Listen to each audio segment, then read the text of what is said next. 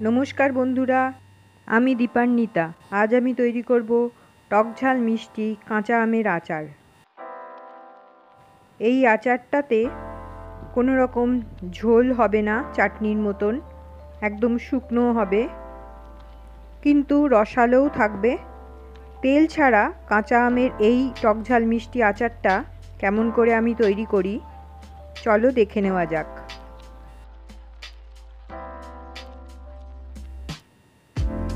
প্রথমেই নিয়ে নিয়েছি কিছু কাঁচা আম। আমগুলোকে ভালো করে জল দিয়ে ধুয়ে খোসা ছাড়িয়ে নিয়েছি। এবার এগুলোকে টুকরো করে নেব। ভেতরে আমের কুশি থাকলে সেটা বাদ দিতে হবে।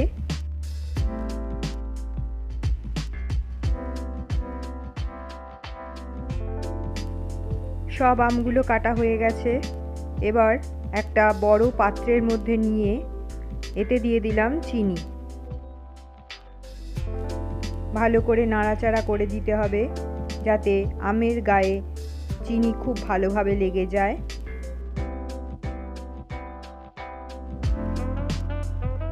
এবার একে ঢাকা দিয়ে রেখে দেব 1 ঘন্টার জন্য।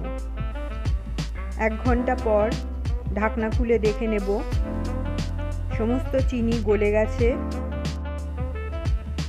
এবার এই কাঁচা আম আর গলে যাওয়া চিনির রস ঢেলে দিলাম কম আঁচে বসানো একটা কড়াতে।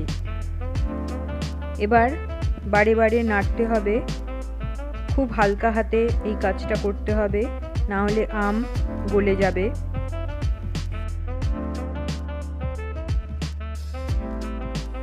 এবার এতে দিয়ে দেব পরিমাণ মতো নুন, লাল লঙ্কার গুঁড়ো,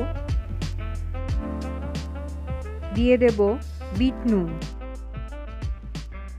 আবার ভালো করে মিশিয়ে নেব। খুব হালকা হাতে নাড়তে হবে। এইভাবে মাঝে মাঝে নেড়ে নেড়ে ঝোলটাকে একদম কমিয়ে ফেলতে হবে। এবার দিয়ে দিলাম চিলি ফ্লেক্স আর ভাজা মশলার গুঁড়ো। 5 ফোড়ন শুকনো খোলায় ভেজে তাকে গুঁড়ো করে আমি এই ভাজা মশলাটা তৈরি করেছি। ভালো করে নেড়ে চেড়ে মিশিয়ে দিতে হবে। এবার দিয়ে দেব ভিনিগার। ভিনিগার দিলে এই আচার অনেক দিন ভালো থাকবে।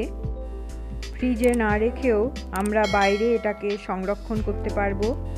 যখন প্রায় সমস্তটা গ্রেভি কমে যাবে তখন উনুন বন্ধ করে দেব আর পুরোপুরি ঠান্ডা হলে পরিবেশন করে দেব টকঝাল মিষ্টি আমের আচার।